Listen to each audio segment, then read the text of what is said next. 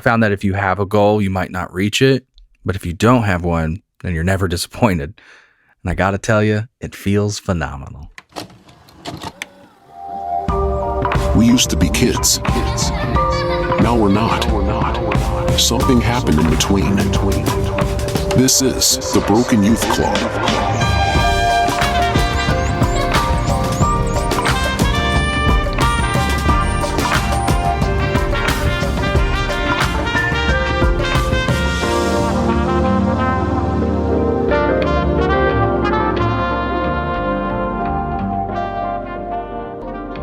So how you feeling? End of the year. Tired, but pretty good. Yeah. Actually, better than I thought I would be. Yeah. I feel better than I thought I would too. I feel like the first half of the year was not super fun for me. And then it started to get a little better. And then I still was just kind of having like random bouts of anxiety and like had some even just this last week, but didn't feel like it is like lingering the way that it was earlier this year. Yeah. Which is good. But I say good, not great for me. You know what I mean? Like maybe like a 6 or a 7. I say like on an average. For how you feel right now or how you feel the year went? Just overall, like, yeah, overall my year. Oh, that's fucking higher than me. Yeah. Oh, yeah. I try to be optimistic. I think, well, I mean, it's over now. We had who cares? I had a decent amount of like fun things. Like we had the summer camp thing that we got to go do. We bought this house. Like there were things that obviously were pros. Yeah. But just like mental space wise, it was a challenging year, I think, especially because it was my like a year of sobriety. So that was like a new thing for me. How does that feel to think that like this is probably like 2023 is a year where you did not pick up a single drink the whole year? Correct. So like, when's the last time you even did that? Well, that I drank? That you went an entire calendar year. I was like, well, it would be Thanksgiving. Because I feel like whenever you and I had the like the separation that we went through and you stopped drinking then, it would be that was like from like April through a certain amount. So, but I don't think that you had like a full calendar year of no drinking. Not since since you were like 20. Yeah. That's crazy. Yeah. That's like a huge accomplishment. Yeah, it feels pretty good. Makes me feel a little weepy. I did not think my eyes would water like that. Yeah. That's crazy. That's huge. No, it's the first like month or two of that were really hard. I know we've already talked about it on the show, but I will say I got nervous going into the winter. Yeah. Because that's when I would use it to, numb the grayness of the season, typically for me. And luckily I didn't. There were a couple times, and I told you I would, be honest and open with you, and I would text you or call you or try to do something else. But overall I feel like I'm in a great place with it. You got me the spiritless, I think it's called. The non-alcoholic stuff. I understand for some people that might be like playing with fire.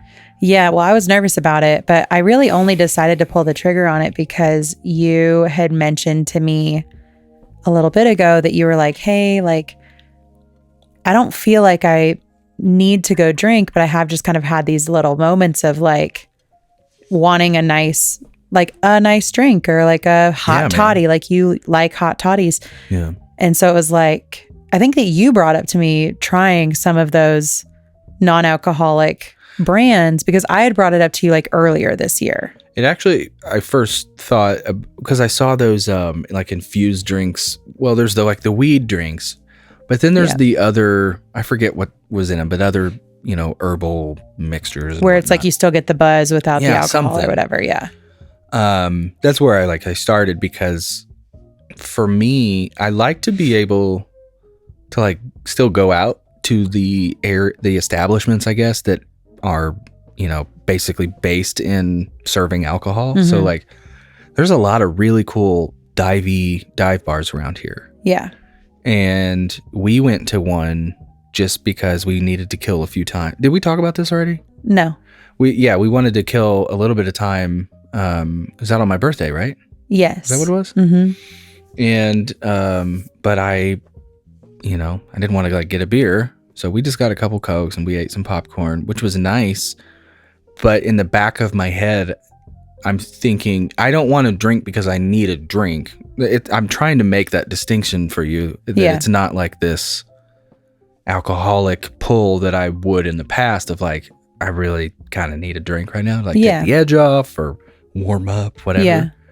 It was more in a sense of like nostalgia of like, man, because it was it was out of a movie. You walk in, there was a little bit of snow on the ground, and there was like a couple there, and the bartender and he's like, "What can we get you?" And the people who were sitting were waiting on friends coming, and the friend came in. They're like, "Hey, Jerry, like welcome in."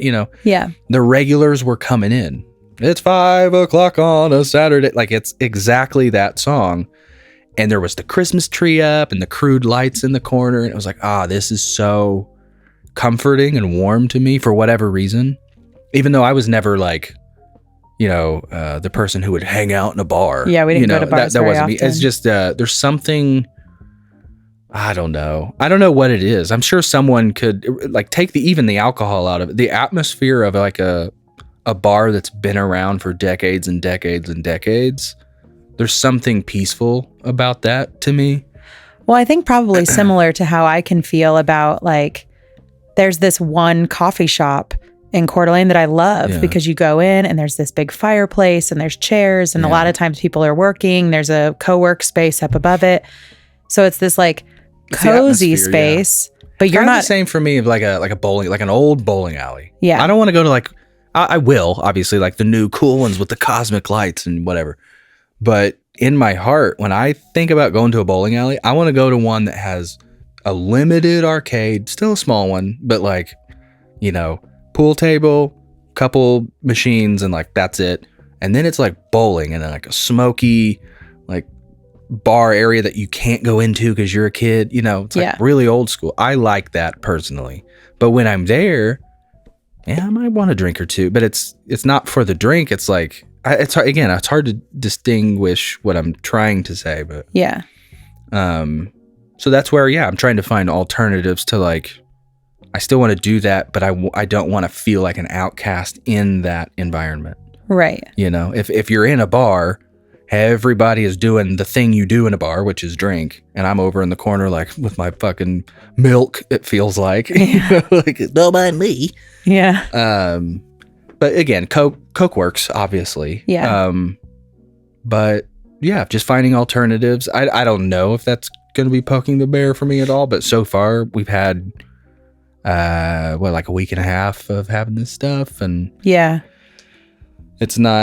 hasn't made me want to get in my truck and go to the liquor store. Like I haven't even thought about that. I just thought like, it's its own interesting taste. Yeah. So it's like, I'll want that thing.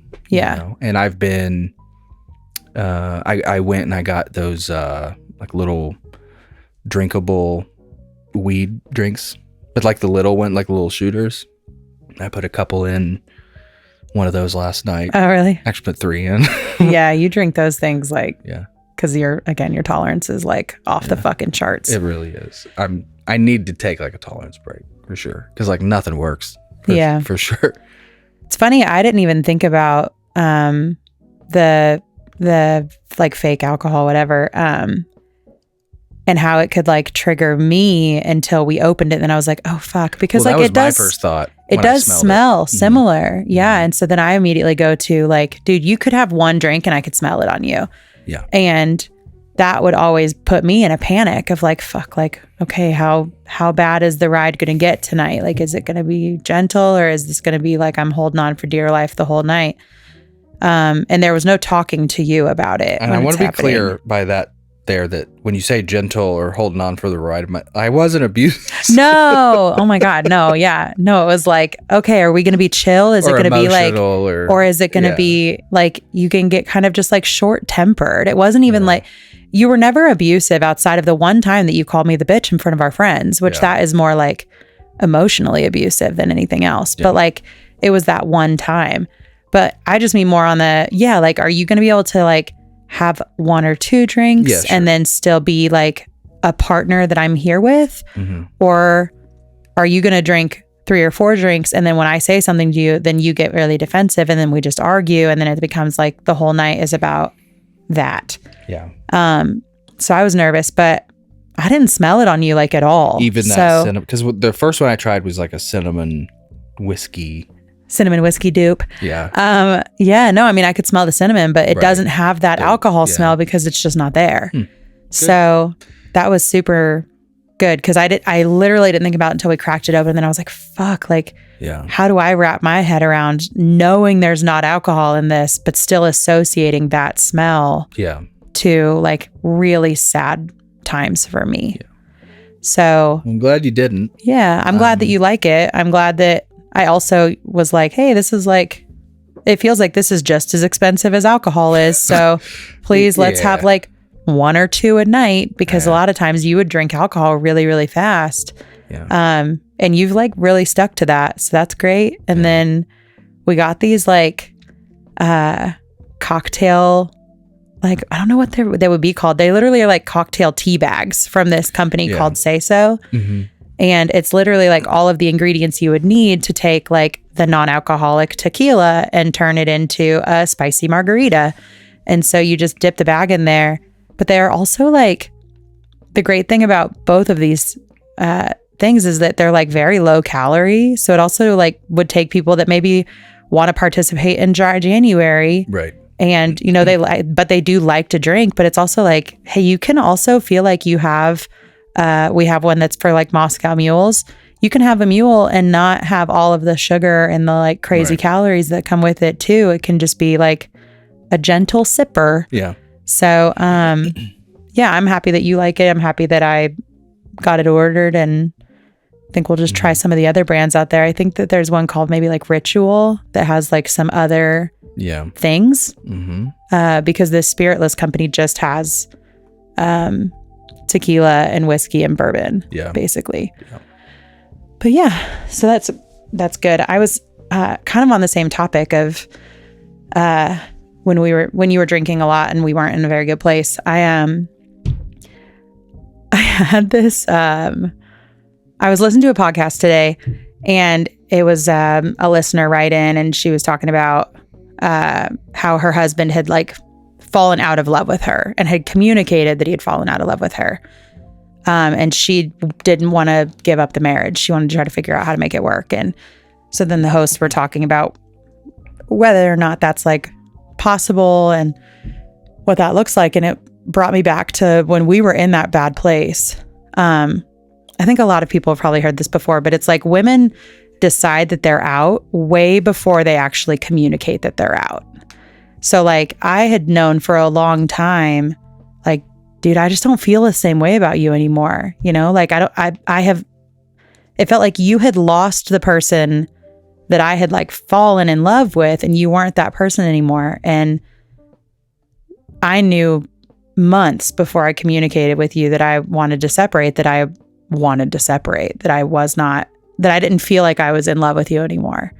I really loved you as a person, and I recognized that you were struggling, but like, I didn't feel that romantic husband and wife love anymore. And I remember having conversations with my friends at the time and my parents of like, Logan and I will never get back together. Like, I genuinely just don't feel like I love him like that anymore. And I don't know how to get that back, because he's like in this place.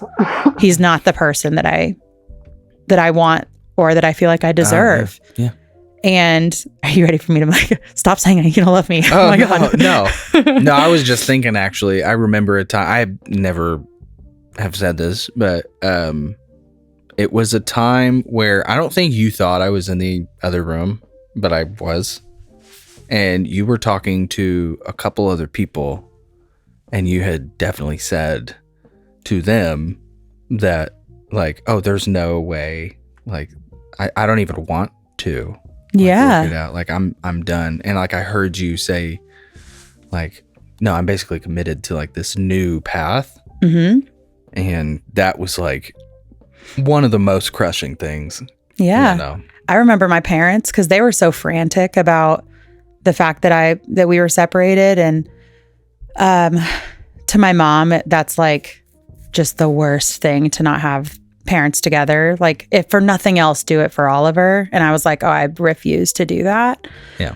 But I remember my parents were like, well, like, what about couples counseling? Could you try like therapy? And I was like, I literally don't want to. Yeah. Like, I was just so out, and I just didn't think that you could be that person anymore. And I was fucking sad, but I had been sad about it for months. I decided months ago. I had grieved it months before that. But like, when we were in it, and then, you know, we were kind of like really just roommates for a few months, but you started leaving the notes and you started doing the things. And it was like, you were actively trying to date me again. And I know that people want to say that, you know, husbands and wives, you should always date each other. You should always be doing these things. And it's like, yeah, but fucking life is hard. And when you have little kids, it's hard to date. Is it impossible? No. But it's harder than to just say, well, everybody should be doing that all the time. You know, like, you go through these fucking ruts, and sometimes you're just exhausted, you know, you just don't have it in you. But like, you were so dedicated at that point to like, I'm going to date this girl, even though she doesn't want to date me. I'm going to like pursue her, you know? So like, you would like bring me flowers, or you would leave the notes in my car, or you would get up early and like make my coffee for me. And I'm like kind of a bougie coffee drinker. You would make like little like lattes for me and stuff, or you would go get coffee and have it whenever I woke up. Like, you would do these things and like really made me fall back in love with you in a way that I didn't even I loved you more at that point than even before the drinking and before all the things, because before it was this like, we were kids, and, you know, I loved you because you were somebody I'd been with for a long time, and you were fun and all of these things. And then once we like, you know, had Oliver and you were drinking a lot, it felt like we were just going through the motions. But then coming out on the other side of it, like, I fell in love with the husband that I had never had. And even really like outside of the first couple years when you're like obsessed with your person, like, I had never had that with you. I had never had that version of you before, where you were like very intentional and really giving it a lot. And it made me think too about like even Christmas this year. For our entire relationship, you've always been like, dude, I'm a bad gift giver. Like, I don't want to be, I just am. I don't know how you're such a good gift giver. And I'm always like, well, I just kind of listen to what you like. You know, I just think about what you like. The Toto record is an easy. You love Toto. What can I get you that is Toto related, that isn't just a fucking poster from Walmart? Of course, I'm going to look for an autographed thing for you. That's it.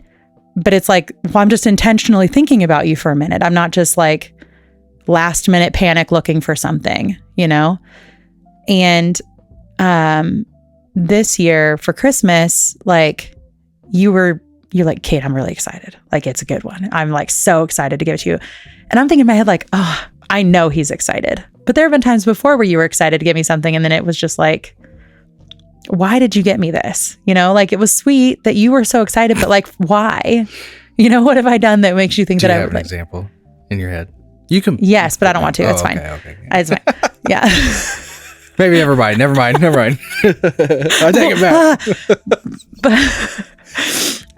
But this year, like, Logan, we used to have these, you know, back before we could like afford to buy dishes and stuff that we really wanted, I would always go to Goodwill and buy whatever I could find from there that I thought was cool or quirky or whatever. And I'd had these like vintage glass McDonald's cups that had like McDonald's people on them. And we'd had like almost the whole set of them that I had found at random times at random Goodwills. But then when we moved out here, we cut back on so much of our shit. And those were just some of the things that didn't make it. You know, they were fragile. I didn't want them to get broken. So they were just some of the things that like didn't make the cut. And Logan like found the set on eBay and ordered it. And that was super fun to open because it was like, I would have never guessed it, but it's just like very on brand for me right now. Like, I am heavy in my like 90s nostalgia era. And like, it was just really special and sweet. And then like, I have this plate at my parents' house, and this is like, I feel like I'm going to cry, which is weird because it's a plate. But when I was a little kid, I was obsessed with Hercules. I thought Meg was the coolest girl. I wanted to be just like her. I would sing that fucking song all the time. It's still my sister and I's like number one car karaoke song is like the song she sings in Hercules. I'm trying to bring it to my head.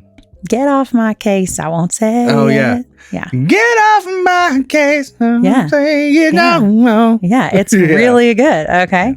But in the 90s, when that movie came out, McDonald's did a promo where they had the like plastic plates and you could only buy what they had in stock that moment. But my parents like did not do this for us very often. We didn't like go to McDonald's very often. Definitely didn't buy the extra shit, but I loved this movie so much. And we went and they happened to have the Meg plate. Yeah. And I was like, Mom, my God, please, please. And my mom still has it. It's still the plate that I choose when we are home. It holds up really well. It does. It does. Yeah. It's still the plate that I use whenever we go home. My kids all know that that's my fucking plate. Don't look at it. Don't touch it. Logan found the entire set, which I've never even seen in real life. Every once in a while, I'll see a couple of those plates at like a random thrift store, but never the whole set. So I'm like, well, I'm not going to buy them. Why would I do that? Logan found the whole set of these plates. And when I opened them, I'm like, it was just so thoughtful because that is like a thing that is so tied to home for me in like such a silly way. It's like a little fucking plastic plate. But I opened it and I was like, oh my God, they're like in perfect condition. I don't even know what we're going to do with them. I cannot use them. I know that like they fucking hold up because I used to use like steak knives on mine and it still like doesn't have like actual scratches in the print. But it was so good. And then Logan had to like deliver a final fucking 1-2 punch. And I always tell Logan, I love a note. I love a note. Like for my birthday, I don't need a gift. I just want you to like give me a card. But like, I would love if you would make the card or just like write something really nice in it. It's special. I can look back on it. It's important, right? Like I just love them. I have a box of notes from high school of all the notes that you like used to write to me. I just keep that stuff. It's like special. So Logan fucking wrote me all of these notes, you guys. Look at, I mean, there's got to be at least 25 letters here. And then like one of them is like a picture. I haven't like, look at this. He fucking just drew this for us. It's like, it's just like, it was so thoughtful because it's not something you can just go buy. It's not something, and like it takes time. And I didn't expect Logan to spend this much time on a gift. Yeah, it started on Halloween. But Logan's been just like doing it and knew that it was going to mean a lot. And that made me remember the person that really pursued me and really dated me during a time when I thought there was like no chance that we were going to get back together. Like, it's just like, all you have to do is just be intentional, you know? And I know that sometimes is hard or like, you're just tired. Everybody's tired. Everybody's overwhelmed. And especially after this year that I've had, and I don't have a lot of friends, but the friends that I do have, it was a hard year. Like this year just felt really like icky. And I feel like the years have felt icky basically since COVID. And I would love for 2024 to not feel icky. But just like the time that you took to do it and the intention that was behind it and how excited you were to give it to me was like, I pulled out a 2 for 2. Like, dude, yeah, you 2 boxes of the notes. Because you pulled out the one batch and you're like, this is cool. And I was like, I was just like, oh God, I can't wait. Because you opened it pretty early.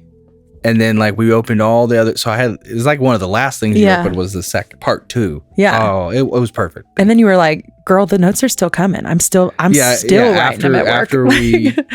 After like kids started playing, you know, we were cleaning up and whatnot, I said, hey, there's one more part to that gift. It's the gift that keeps on giving. Yeah, they're going to keep coming. I don't know. So it feels like a very long-winded way of like tying back to what I heard in this podcast, but I know that like relationships are hard and having little kids is hard and fucking being an adult right now and navigating this crazy, often shitty life that we're fucking living in America right now. Yeah. Like, it's just hard out here. Just The thought that like you were able to just, it just was like really special. So no, thank you very much You're for the welcome. gifts. You're welcome. Thank you for. I mean, you did nail it too. You got me. We already talked about this, right? Or was that about? No, We talked about that, So we talked about the Toto signed thing, which was really for that was your birthday. Yeah. Yeah. And then for Christmas, so you got me. Oh, the symbol, which was like I could not wait to get that out. And then, of course, we had your sister and Saichin were here, and the dog, and the kids were always up, and we had stuff to do. So I get the symbol out, which I've been waiting for because I knew it was coming. Yeah, I knew it was coming. Logan didn't know that it was not a surprise gift. Logan knew that it was there. I knew was coming. But then I got it out. I got it put up, but then I couldn't hit it because there was just no time to actually do it for like 3 days. So that was like the biggest tease. But once I finally did, oh my gosh, it's so nice. It's so nice. And then you got me. Oh, I love it. You can check out. I've got some videos online. Yeah, check them out. I have a new social media account just for the drums. Yes, just Logan Keith Drums if you want to check it out. And then you got me this like really cool cell from the Thanksgiving marathon of Pappyland. Yes, 1996. I didn't know it was syndicated to TLC, so that's cool. But yeah, it's just a cell of Pappy with his pencil and color, and then a turkey and like a stage and a piece of paper all drawn like in black and white. It's super cool. I'll put a picture on social media. I love it. Thank you. Oh, and then you got me the wall mounted easel. Yes. For my painting exploration in the living room now. Yeah. I'm so excited for that. Yeah. I got a lot to do looking forward to 2024 as far as like hobby. I'm set up now. I got my painting station all good to go. I've got my drum room, like my new mics and all that good stuff good to go. So yeah, just let's kind of dive into some hobbies and enjoy. We were talking on our hang this month about the whole idea of new year, new me. Mm-hmm. And everybody always has these resolutions. Like that's the thing. Yeah.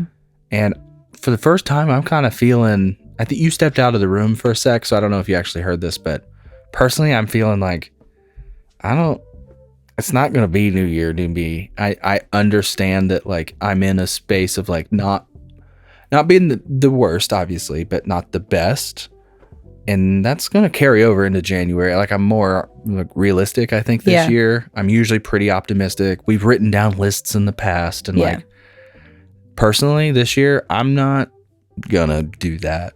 Like I'm just going to continue to do my best and invest in family time and things that make me just enjoy time, which is, playing my drums, painting, and just goofing around on a couple of things. And then we have a couple, professional things that we're trying to do. But outside of that, like it seems like, we have other people in our lives that are paring down the things that they're doing professionally and personally, as far as like, hey, I have spread myself to say 50 things.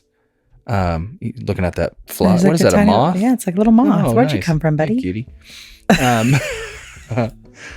But yeah, like, okay, look, I juggle 50 things, say, whatever, that are important on any given day or week. Let's pare that down to like 30, Yeah. Still going to do important things, still going to pursue things, but I do want to trim out just stuff that's, paring down. I've already said it 1,000 times. It's not that hard. Yeah. I feel like, sorry, before you get on, I want to wrap up my point. It's okay not to have this like big grand goal of like, I'm going to do this all big new. That's okay. If you're not if you want to, of course, if this is the catalyst that like helps you do the thing that you need to do, great. But it's also, I think, yeah, it's okay to just be like, yeah, it's going to be another year. Because we talked about it on our hang that, yeah, it is we don't get political on this show. We don't really on our socials either. But regardless of where you stand on anything, the nation is going into an election year. And that's always just by nature, it's a more divisive year. Yeah. And so I was saying that feels like they just get more and more vicious each year too. It's just or each time, yeah, each election. You're like, I said that I was cautiously. What did I say? Oh man, I basically I'm curious to see, cautiously curious. Yeah.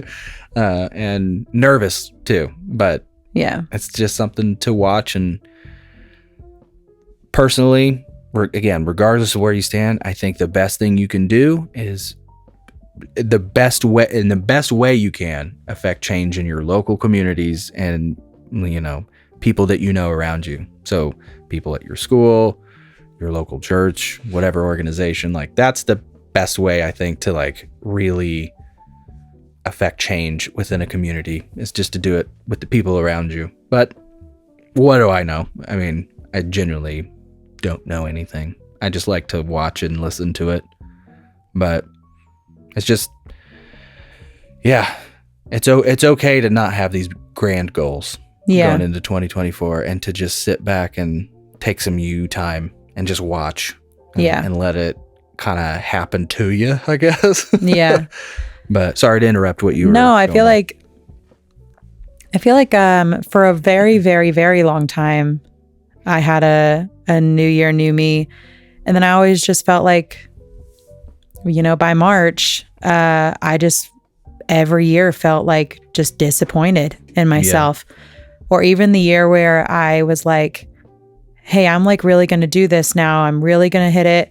I'm not even going to wait until the new year. I did my first training session at the gym literally on Christmas Eve of that year so that I could get a kickstart before the new year started, to tell myself it is not tied to that.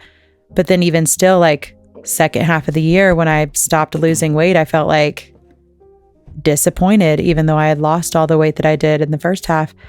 I just feel like for me and where I'm at mentally, the idea of new year, new me puts so much pressure on me to do it that I don't give myself a lot of grace in it.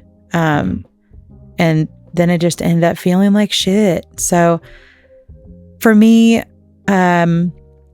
the things I just want to be more intentional with, I do want to take a step back from social media. I think that when I get into headspaces where I'm like, fuck dude, like I'm like not in a good place. Like I just wake up feeling like stressed about money or stressed about fucking whatever all of us stress about all the fucking time.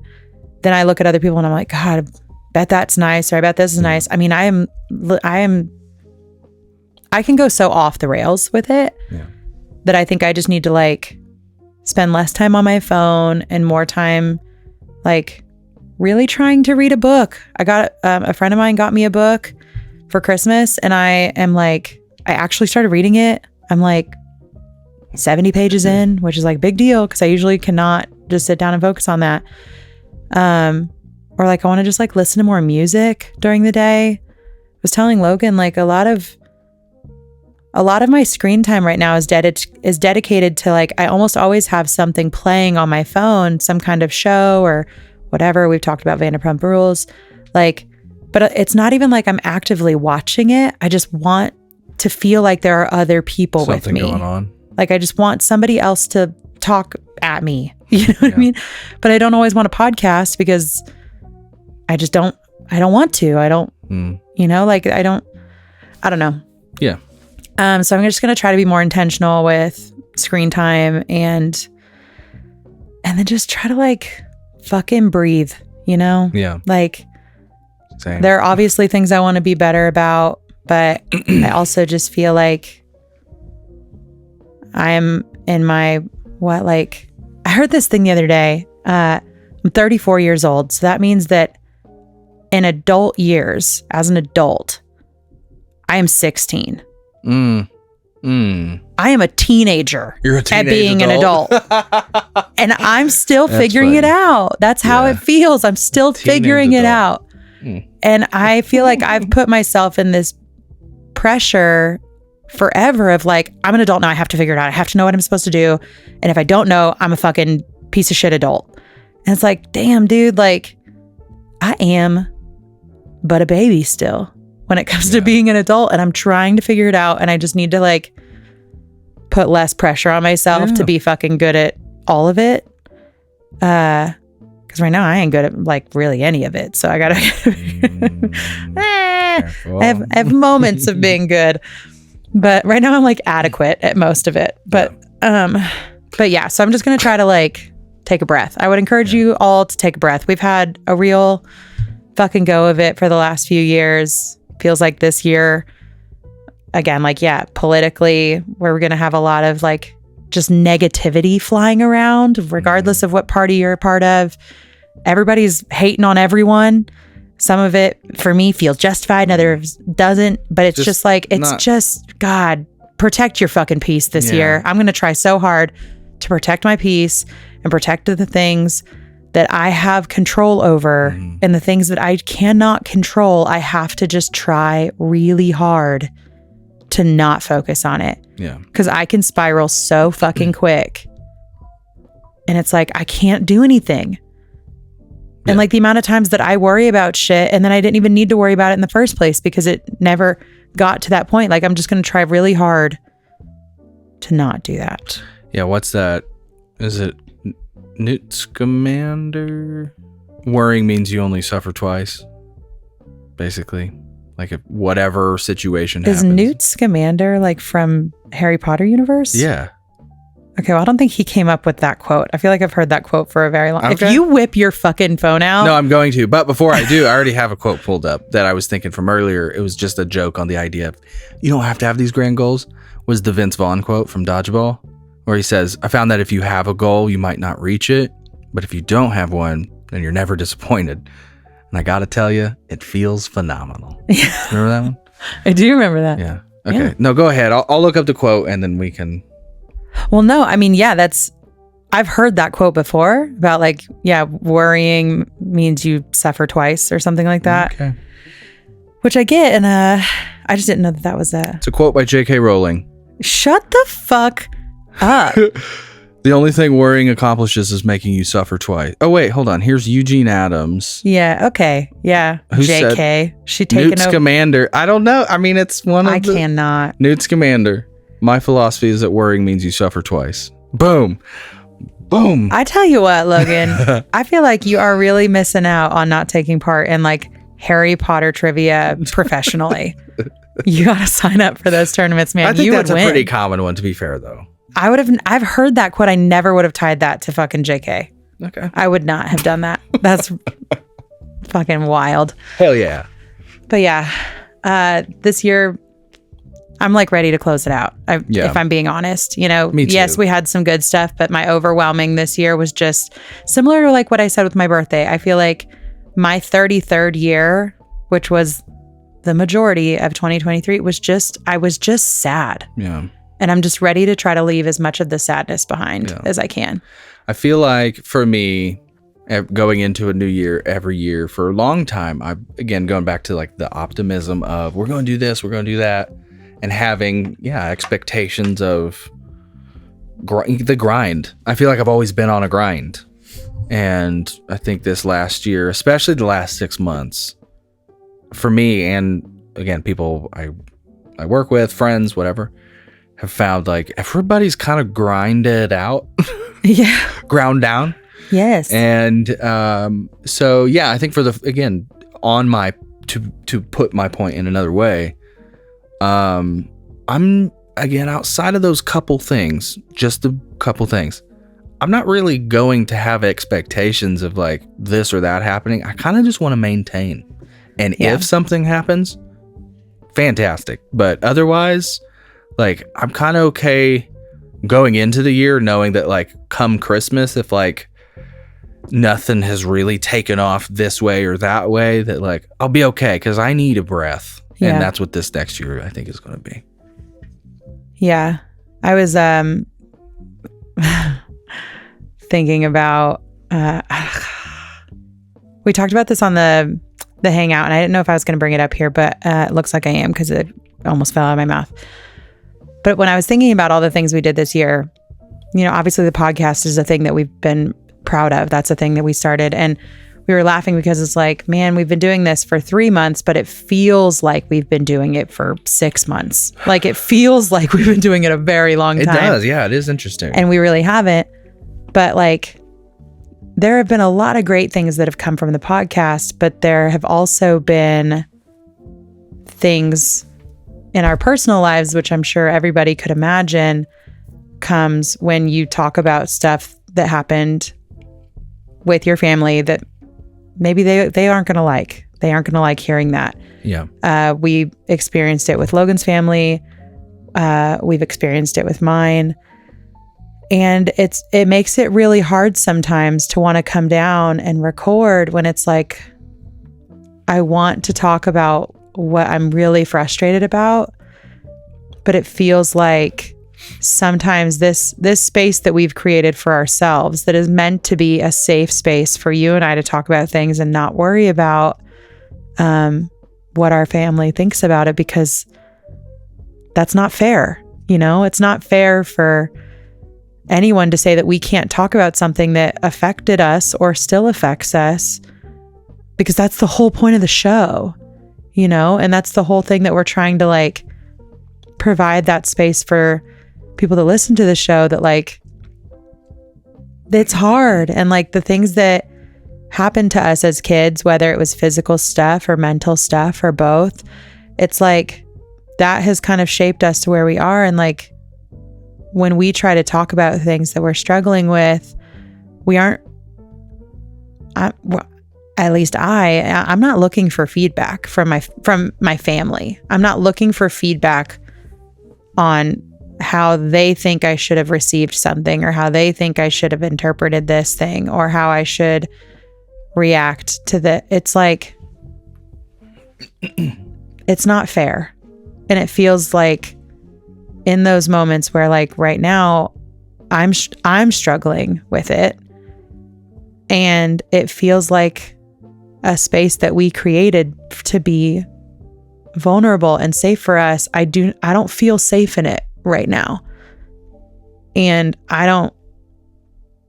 similar to what I said a couple episodes ago, where it's like, I don't want to have those hard conversations. I don't know how to have those hard conversations sometimes, because I know that like my family isn't necessarily coming from like a malicious place. I think it's hard when you try to bring things up to your family, whether it's parents or siblings or grandparents or whatever. It's hard when you want to bring something up and like it just is immediately like aggressive or like defensive. And I don't feel like that's a fair way to react.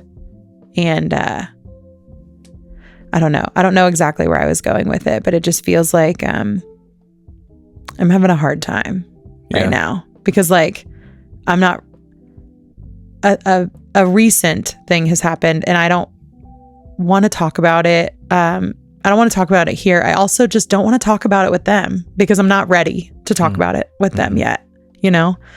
But because of that, because I know that they listen to the podcast, then it's like, well, now you've like taken this thing from me that was supposed to be a safe space for me, space where I get to talk to my husband and we get to figure out how to work through these things together, because it doesn't matter at the end of the day what the intention was. It matters with like how it was received and how I have to deal with it now, like how I have to figure it out. Yeah. I mean, the only thing I can say there is, you know, we've had similar, you know, moments of how do we communicate and move forward through this, like on my side with, you know, my family too. And I think yeah, just moving forward, there's just going to have to be a period of understanding to like take some time and be okay with having that time. And then when the time comes, having that grace to move forward, and as long as people are coming to the table of, yeah, I want to understand and I want to be better and try, I guess. I don't know. I know, but I also don't feel like it's always a thing of I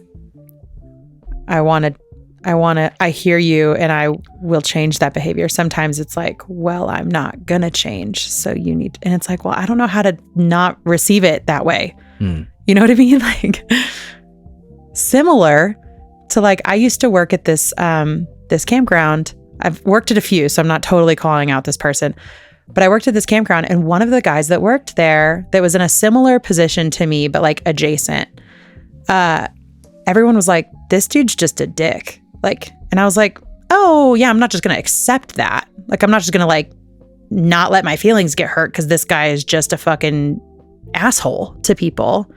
Like, no, you're not going to talk to me that way. I'm not going to like think that's okay. Or if he jumps one of my staff members for doing something and it's like, hey, you didn't need to come at them in that way. It's like that you need to change the way that you're communicating. That's not fair that people should then just have to like expect that they should have to tiptoe around you, or that if you're going to go off on them, that they just shouldn't have their feelings be hurt. Like, no, if people are telling you they don't like the way you're communicating, whether it's like in a personal relationship or a professional one, like, that's on you to fix. It's not on me to fix. It's not my fault. Yeah. But like, I struggle to do that with my personal relationships though, because it's like, ultimately, I know that you're not trying to hurt my feelings, but I'm telling you, every time you talk to me that way, you are hurting my feelings. Every time you say something about this subject, I'm going to receive it not well. And a lot of times that's tied to the way that you would speak to me about that stuff when I was a kid. And like, I don't know how to unlearn that outside of just going to therapy, which is just not something that I'm doing currently. It's something I should be doing, but it's just something that like financially and just like time wise and headspace, like I'm just like not in I'm not there yet. Yeah. You know? But it's also like, I was talking to another person. It's like, yeah, but like, do I go to therapy and pay for therapy to figure out how to not take it personally when someone talks to me a certain type of way? But like, they're the ones that should be going to therapy and figuring out that they shouldn't talk to people that way. Or like, why do you talk to people that way? Like, I just don't like that. I remember I had this boss once that would be like, she was so fucking rude, but she loved to be like, you need to put your big girl panties on. And I'm like, you need to not be a fucking bitch.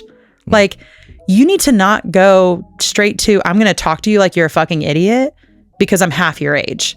Like, I'm not an idiot. Yeah, I'm trying to think of which one. Her name was Cheryl.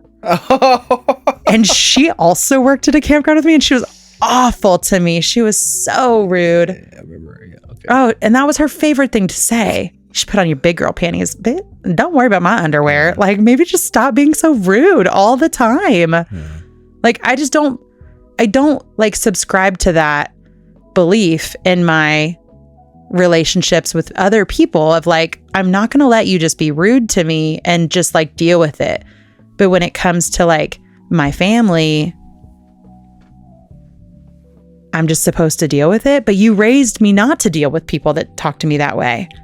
It's like very hard. I'm struggling with it. And it's a bummer to have to close out the year in that space of it like not being resolved and not feeling like I can talk about it where I want to talk about it, because I don't want to like give more ammunition for them to be like, I cannot believe you talked about that. And it's like, well, fuck me. I don't want to talk to you yet. Yeah. I don't want to talk to you yet. So what? I'm just literally not allowed to talk at all. I think I'm hopeful that there is a space for, remember when, again, I had my space with my family and there was a period where nothing happened. Yeah. I don't want that. I don't want that either. But once I did resume communication with my family, I'm trying to be careful. There were it was a coming to the table of like, this is how the communication has to happen. Yeah. And if it doesn't happen in this way, I don't know what to tell you, but the whatever that is, those need to be explicitly stated. Like, this is how we need to be communicating with each other on this. And luckily, in my case, we have been able to do that. And I'm hopeful that is what you will find in your situation, our situation. Yeah. You know, it is our situation. I know. I know it is ours, but I also know that like you hate and I don't know. I assume this is tied to like a childhood situation for you, but it's like you hate the idea of anybody being even potentially upset with you at all. Yeah. That it's like, even when you clearly aren't even part of this conversation, like you did not contribute in any sort of negative way. Like you don't even maybe feel the way that I feel about certain parts of it. But like, because you are tied into me, you're like tied into it. You're like, well, does this mean they're mad at me too? Because I don't want them to be mad at me. Like, I don't give a fuck if they're mad at you or not. Like, I don't know. I don't know. I feel like that was all really scrambled. So sorry if that was scrambled, but I feel scrambled about it and I don't want to. That's fine. But I also just don't feel like I'm ready to deal with it yet. That's the other thing that I kind of wanted to mention is like going into 2024, especially, with this podcast is it'd be clear that, you know, all my goals at the very beginning, 3 months ago, wherever we are in this. Yeah. Still hold true that I really do hope someday something could come of this.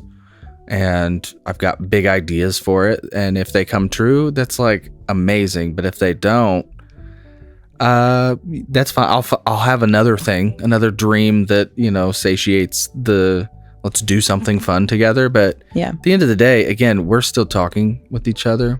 And going back to a conversation we had in the car, I don't know, a few weeks ago, about, and I think actually maybe we did talk a little bit on the podcast, but this idea of having to prep about what we want to just like vent about and like, you know, naturally talk about. It's weird to have forethought on what you want to have a conversation about when you want it to just be a natural off the cuff thing. Cause again, we don't plan. Like I have a couple notes in my phone. I haven't even touched my phone to look at the notes. Yeah. Other than like Googling on the fly. Yeah.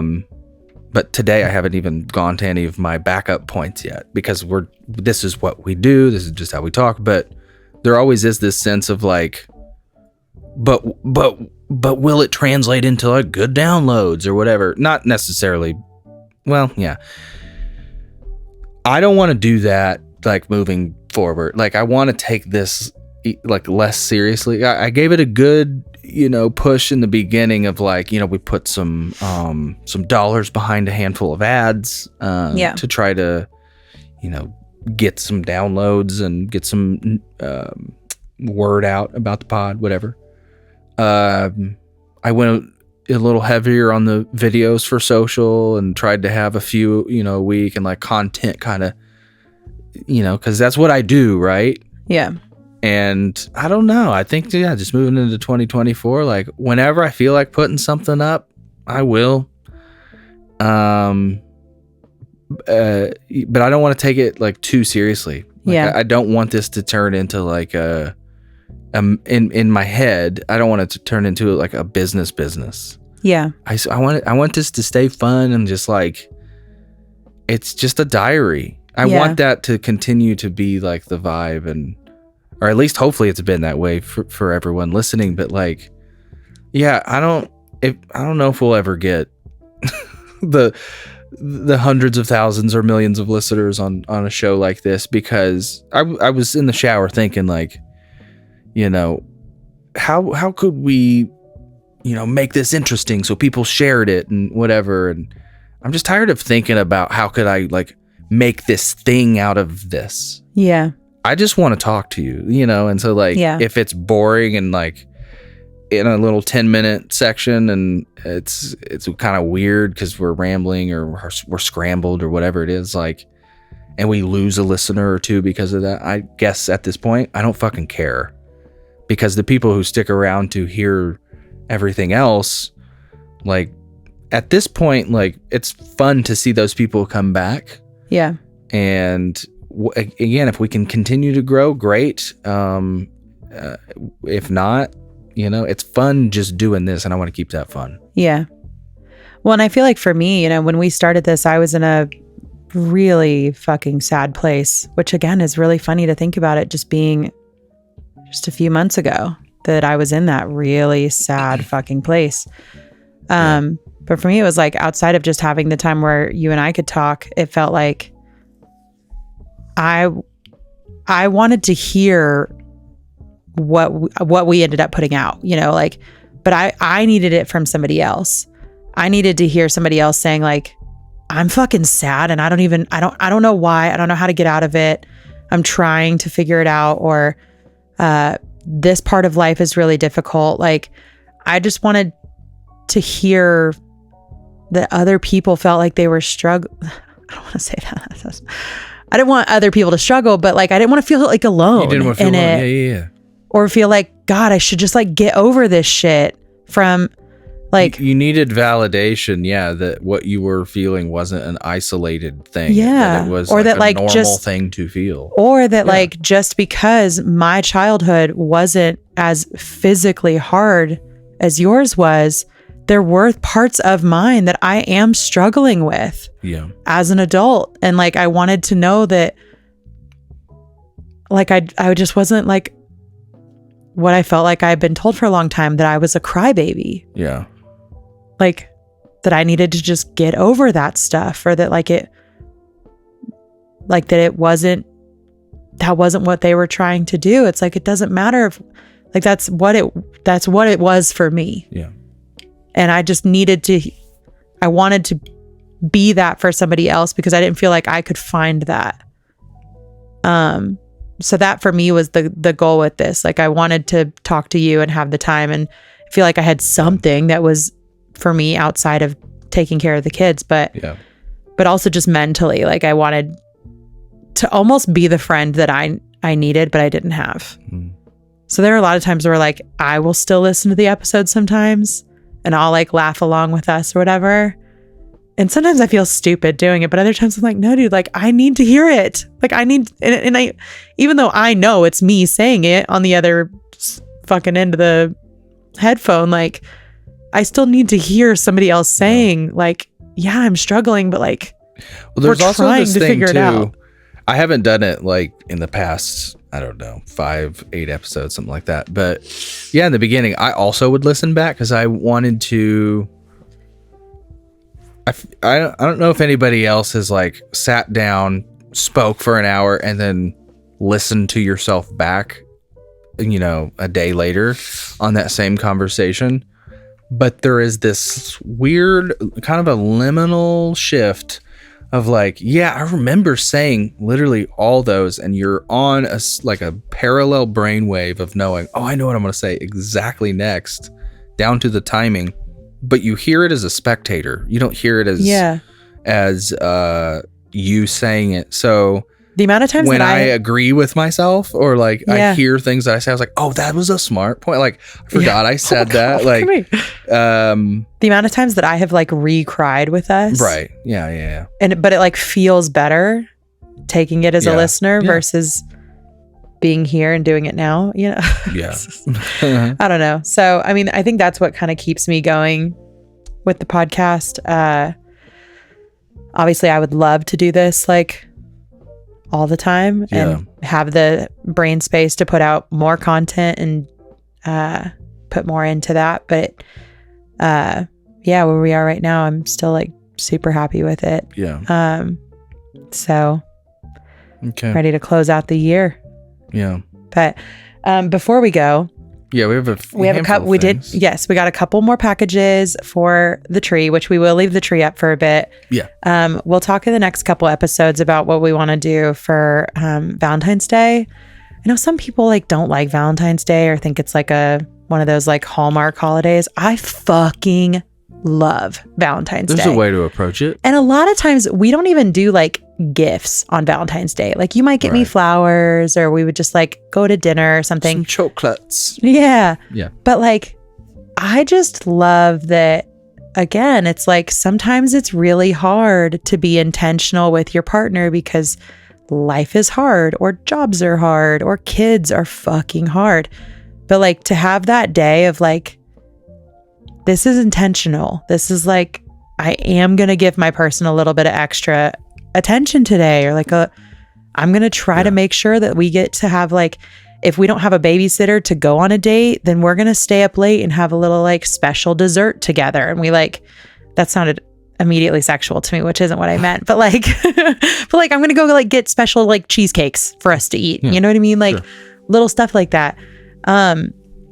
I love Valentine's Day. I love it. I love the decorations. I love all of it. So I found, by the way, your vintage Valentines. I know exactly where they are. I got so into collecting vintage Valentines for a while, which are fucking actually really expensive at thrift stores. I could not believe. Yeah. There was this one time we found like a collection of vintage Valentines. So I was like, look, these are so fucking cool. There were so many of them. But the dude wanted like $500 for them. Like, what? I'm at an antique store. It feels like nothing in this place should be more than like $60. I couldn't believe it. We didn't buy it. I was devastated, but I just couldn't. But anyway, so I love Valentine's Day. I want to do something Broken Youth Club for Valentine's Day. So we'll mull that over and communicate that in the next couple episodes. But we will leave the tree up for a bit because we just I love this set. This is probably always going to be my favorite set. It just is like cozy. The Christmas one specifically? Or oh, okay. Yeah, I love Christmas lights. You think when we take the tree down and we're going to have that ghostly feeling that you get when you take the tree down every year? Yes. I think we're going to have to find something really sweet to put in its place. You get like a cool statue. Yeah. Sure. How about a statue of me? There it is. Yeah. Okay. But yeah, so. Yeah, let's open those up. We'll open these guys. Also, and then go ahead. Sorry. I was purposely trying to wait until the end of the holiday ornament timeline. And then I am still going to send out the thank you cards. So don't you worry. I did not forget. Yeah. We will do it. I've got the stack over here of people. What'd you get? Oh, that's cassette tape. Yeah, it's a cutie little ornament. Love that. Oh, it's like real. It's like heavy. I know. I mean, it's a casting. Nice. It's quite heavy. I don't know if I can hang this up. Oh, cute. Oh, nice. Oh, I love them. Thank you so much. TV. Right on. We'll get this hung up on the tree. Take some pictures for this as well to put online. Take pictures of this, my pappy thing. I know. We need to make sure we get pictures of all of the ornaments, and then we'll make a kind of like final post about this thing. This was so sweet. Thank you so much to everybody that sent stuff in. While you're opening that, just a quick shout out. We normally don't, just for privacy reasons or whatever, but a friend in the group just went through a pretty serious surgery and came out on the other side of that really well. Oh man, yeah. So props. I won't say any names, just again for privacy reasons. If you want to know who it is, get in the Facebook group and we there. But like we kind of went through the whole thing, and their partner during the procedure and like the whole the intense part of it kept us updated, so that was nice. And yeah, I was always on the phone checking, so that was great to hear. And then another friend is going through a rough holiday that we just spoke with on the chat, the hangout chat. So just sending some thoughts on the show to you there. Yeah, we love you guys so much, and we are so happy. We're so happy that the one that we were really on the ride with, that turned out okay. And I think he will be headed home super soon. So that's great. And then we're holding our girl a little closer right now. You know who you are, baby. But we're here whenever you need us. This one's for my sister. My sister. I can tell that's sent this one in. Yes, I think that we actually have this exact one on our actual tree. She always finds the cutest little felted guys. I love it. And then look at these cards. My sister also always finds the cutest cards. And I'm like so obsessed with Mr. Rogers' Neighborhood. I think that Mr. Rogers as a person was really great. And it's funny, I never liked the show as a kid. I thought it was kind of boring, but I do actually find the show to be very sweet now. Yeah. She always has the cutest little cards. Very fun. All right. Well, do you want to wrap up the show with the wrap up the year? Technically, recording now, I think in New York, we are maybe? Yes. I don't know. We'll have to check because the ball drop out here is always weird. It is weird. I still haven't figured it out. It is weird. Yeah, but we're going to wrap up so we can go upstairs and do some fun final countdown stuff with the kids. Yeah. Yeah, if you're not in the Facebook group, would love to see you in there. It's just the Broken Youth Club on Facebook. If you have not subscribed to the Patreon, I'm actually going to tell you not to yet. Yeah. Because we're going to sorry, before you get to the Patreon, back to the Facebook. Yes. I just want to say on the podcast, so everybody listening knows, I'm sorry about Facebook did this rollout of like auto assist, like auto admin assist, like on top of a different admin. It was like this new thing where it was just auto declining posts, literally, which was so. And I look back in the history, and there are like, I don't know, 20, 25, and it makes me feel like terrible because I did get a response from someone who is in the group from the very beginning. Oh, and she is so thoughtful. Said she thought like she thought about maybe like leaving. Yeah, she thought we were declining her and it wasn't us. And I pretty sure I've turned that off. I've been checking. Yeah.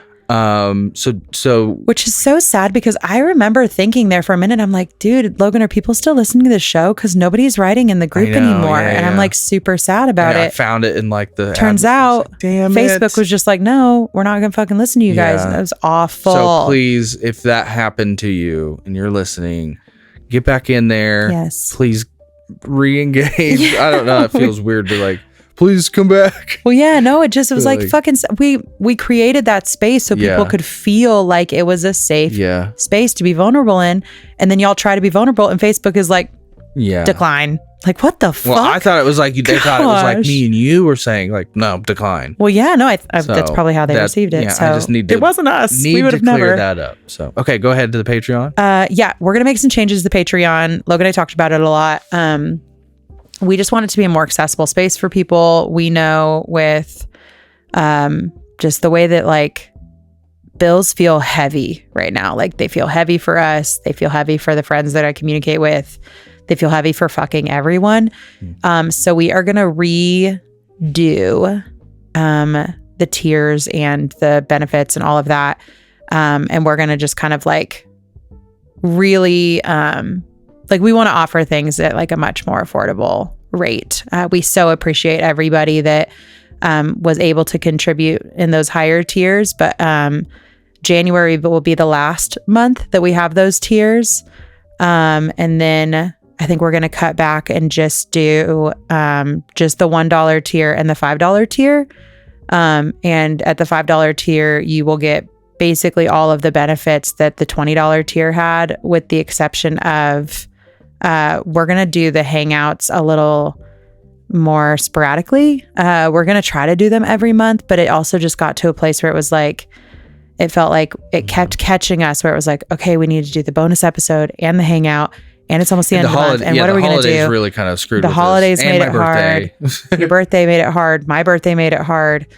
We had family out here. And those are, I mean, to you guys, obviously that's not an excuse. We're just but we're just trying to be honest, because this isn't like a full-time job. You know, Logan has a full-time job, and we have 3 kids and not consistent childcare, and the kids have not been getting along lately at all. It's been a little rough over here. So we're going to restructure all of that, and that will kick in for February. So I need to like reach out to Patreon, because essentially, not to get too in the weeds, but we have the multiple tiers and we're going to trim down the amount of tiers. So but we don't want it to automatically like boot you guys.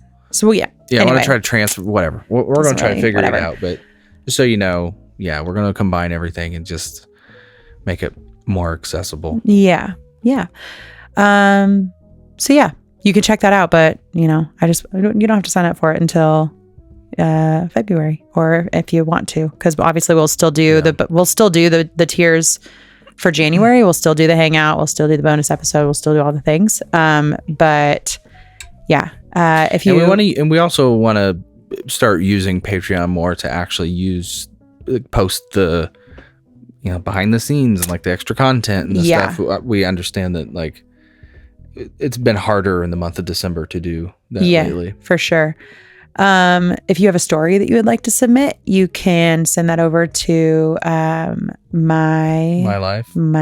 There it is. mylife at Broken Youth Club. We were off last week. .com. Did I say something else last week? No, I was just saying we were off. So it's like not top of mind. Yeah. Okay. It's like, oh God.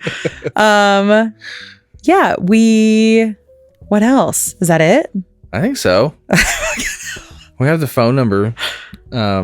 I don't think that we do. I think we got rid of it. I got it going. It's fine. Yeah. Oh, we debated whether or not we were going to keep the phone number. Yeah. But I guess Logan decided we are going to keep the phone number. Yeah, so we'll put that on there.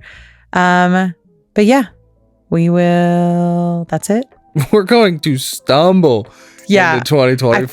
I feel like I'm just like forgetting something. It does kind of feel. Well, again, we weren't here. We took a week off. If I forgot something, Christmas. Just ignore it, okay? Whatever. Again. Cool. Happy 2024. Okay, love you. Bye. Happy New Year.